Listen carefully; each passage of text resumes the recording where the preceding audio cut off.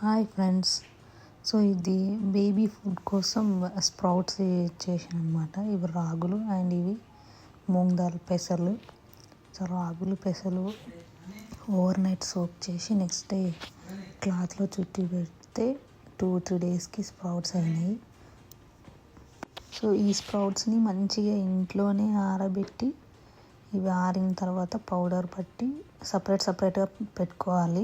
1 day moong dal powder, 1 day రాగి powder, అట్లా rice already powder చేసి పెట్టిన, నేను నానబెట్టిన రైస్ ఆరబెట్టి అలా చేసిన బ్రౌన్ రైస్. దాంట్లో ఒకరోజు అది ఒకరోజు ఇది ఇలా యాడ్ చేసుకోవాలి.